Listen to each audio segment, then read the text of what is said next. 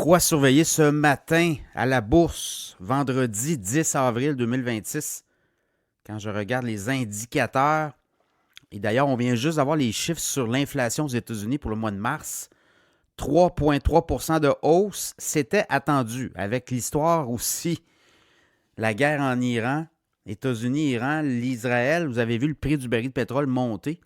Donc l'inflation qui remonte, 3,3 %. Oui, c'est plus attendu qu'on le pensait, mais c'est c'est-à-dire plus attendu qu'on le pensait. On s'attendait à ce que ça monte. 3,3 %, c'est dans la fourchette attendue. C'est ce que je veux dire. Et là, les marchés boursiers réagissent. On est dans le vert. Ce matin, je regarde le Dow Jones monte de 38 points, 43 points. Ça change quand même assez vite. On était dans le rouge tout à l'heure. Là, on est dans le vert. 48 459. Le S&P 500, 11 points de hausse. Au moment où je vous parle, 6 873. Nasdaq, 53 points dans le vert, 25 305. Le pétrole baisse de 31 cents. Actuellement, le WTI, la référence, 97,51. Je regarde le Bitcoin, monte de 552 $, 72 349 $ US. L'Ethereum monte 2221, 31 $ de hausse. L'or monte de 4,80 $, 4770 $. Silver, l'once d'argent monte de 45 cents, 75 et 66 US. Je regarde du côté d'Hong Kong, le Hang Seng monte de 141 points, 25 893. Du côté de l'Europe, très forte hausse, quasiment 5 points de hausse sur le stock 600 à 617 points, c'est quasiment 0,8% de hausse. Bon, pour le reste, beaucoup de données.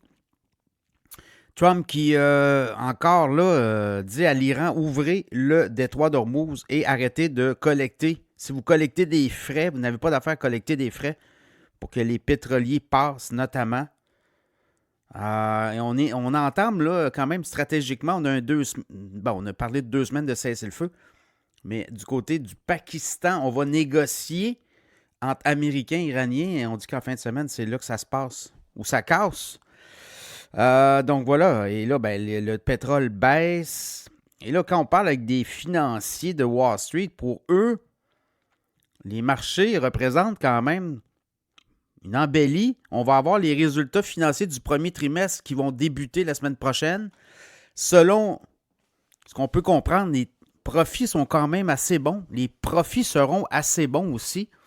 Et on dit qu'il y a un momentum sur le marché boursier qui pourrait faire en sorte que les prix de l'énergie vont diminuer au cours des 3 à 6 prochains mois. C'est ce qu'on voit là. Alors, voyez-vous, il y a du positivisme à Wall Street. Est-ce que ça va se traduire par des hausses du marché? Bien, je pense que vous le voyez, ça fait 7 séances de suite que Wall Street termine dans le vert. Et aujourd'hui, on est reparti pour une journée dans le vert, à moins qu'il y ait pas arrivé toutes sortes d'affaires, là. Mais pour l'instant, ça semble être positif pour la suite des choses. Bon, après ça, Kevin Warsh, le nouveau, le pressenti pour remplacer Jérôme Powell à la tête de la Fed. Lui, il y a des auditions. Et c'est l'audition du Sénat, le Senate Banking Committee, le comité des banques du Sénat, doit quand même montrer patte blanche. Il va se faire questionner sur ses allégeances et tout. Il y avait une rencontre prévue pour le 16 avril, ça a été remis. On dit qu'on va avoir une date éventuellement. Lui doit rentrer en poste au mois de mai. Jérôme Powell, son mandat se termine au mois de mai. Est-ce qu'on va être capable de l'avoir à temps? Je pense que oui. Peut-être même avant, là. Voilà, il y a ça aussi dans le collimateur. Là, je regarde Lumentum Holding Cohérent. 2 entreprises dans la photonique et l'optique photonique des producteurs, notamment. De produits en optique photonique, dont Nvidia est un partenaire. Voyez-vous, les titres montent, là. Lumentum monte de 49,18 $ en avant-marché, 5,5 %, 943,31 $. Puis Coherent monte de 12,79 $ à 296,96 $, 4,5 % de hausse. ServiceNow, je regarde c'est UBS qui révise à la baisse là, leur prévision. En tout cas, sur le titre, ils disent on va être neutre. On était buy, mais on revient à neutre. Le titre baisse d'1,78 à 88,3. Les compagnies de cybersécurité, là, avec tout ce qui est intelligence artificielle et Anthropic, Claude et autres, se sont fait brasser. Mais là, je regarde Palo Alto Networks, monte de 3 en avant-marché, 170 1,8 de hausse. Ce matin, CrowdStrike monte de 7,32 402 1,9. Bon, on dit que, oui, l'intelligence artificielle va amener du bon, mais ces entreprises-là vont prendre l'intelligence artificielle pour, justement, travailler avec leurs clients. Donc, voyez-vous, là, je pense qu'il y a une incompréhension. Les titres se font peut-être beaucoup brasser, mais éventuellement, ça va revenir. Et on va se servir de l'intelligence artificielle pour ces entreprises-là. Taiwan Semiconductor, très bon résultat financier, revenu en hausse de 35%. Taiwan Semiconductor est le fabricant pour beaucoup de compagnies et chipmakers.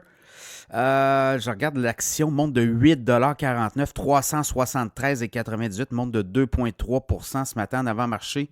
C'est du côté de New York Stock Exchange de Taiwan Semiconductor. Dans le cas de Taiwan Semiconductor, on en a parlé dans l'infolette financière il y a quelques mois. Le titre monte. Très bon play à avoir dans son portefeuille éventuellement. Pour le reste, je regarde. Ouais, c'est ça. Ça va être ça.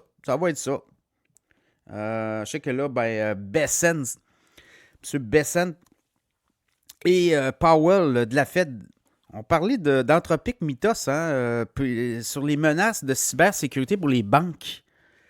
Je pense qu'il y a eu un meeting au sommet là, entre Scott Bessent, qui est l'espèce de responsable du Trésor aux États-Unis, et Jérôme Powell de la Fed. Ils ont rencontré les grandes banques. Ou vont rencontrer grandes banques. Là, c'est la nouvelle qui sort aussi ce matin sur l'intelligence artificielle, mais surtout les logiciels qui peuvent peut-être représenter des dangers pour les institutions bancaires aux États-Unis. Ça va être à suivre, là, l'histoire. Voilà pour cet avant-marché, ce segment. Beaucoup de bonnes nouvelles. Et là, je regarde, on est positif. 21 points en hausse pour le Dow au moment où je vous parle. Est-ce qu'on va conserver ce momentum?